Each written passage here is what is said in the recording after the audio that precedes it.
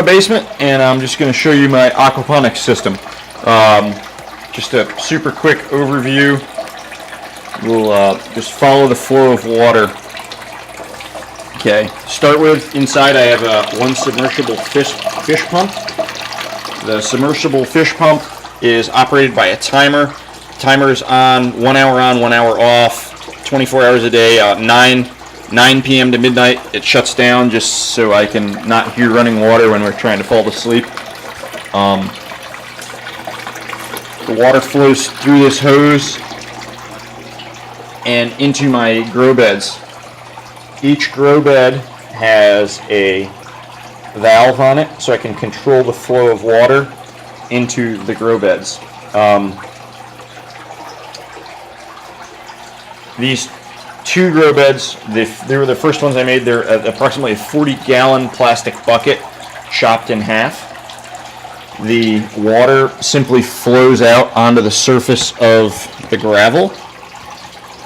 And what I've noticed is that there's a slight particulate buildup. Every now and again I just come stir it up and the water will freely flow through the gravel.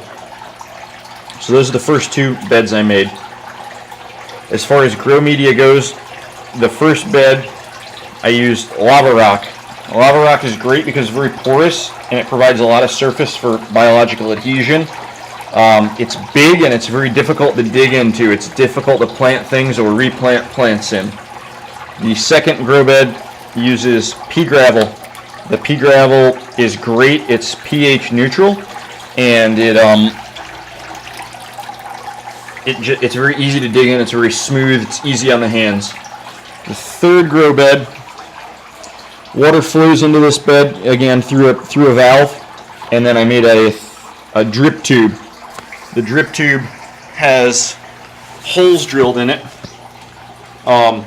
so the water flows out throughout the surface. It makes it a lot easier to germinate seeds because there's a little bit of moisture on the surface.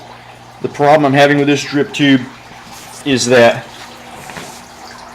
algae grows in my outlet holes and plugs them up, so every now and again I have to come down with a screw and just dig out the algae. It's super quick, but if I have to do this again, I think I'm going to put this maybe below the surface level of the gravel. That way it doesn't have any opportunity for algae to grow. This grow bed, again, I used marble chips. The problem with the marble chips is that they're not pH neutral. They dissolve calcium into the water, which raises the alkalinity of the water, and it will naturally buffer the water to a pH of about 8, which is a little too high for the plants. It starts to show signs of nutrient lockout. All three of the grow beds drain through a bell siphon, which is here. They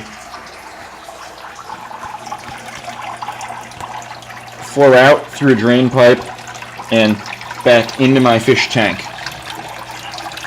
My fish tank is a 30-gallon tank I get from a thrift store.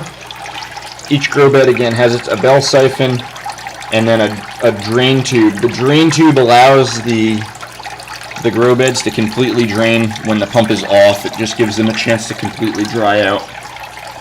Inside the tank I have 5 feeder goldfish. I had 6, one of them died, 2 actually got sick. This one right here, you see, has some black spots. That's a sign of ammonia poisoning. I got that when the system was cycling, but since everything is up and running, they're healthy now, no further signs of any illness.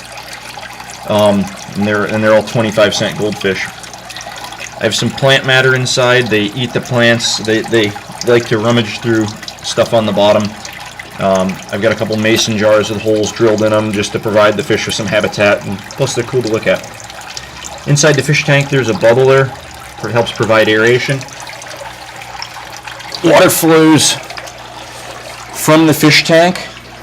It drains from the bottom of the tank up through a PVC pipe, which then flows into a 5-gallon swirl filter. The swirl filter outlet pipe goes all the way to the bottom. It's, one outlet is facing this way on the bottom and the other one is facing that way. So the water slowly spins as it raises up through the swirl filter, it comes to this outlet. One pipe is below the water level, one is right at the surface, and it allows water to flow out of the swirl filter and back into the sump.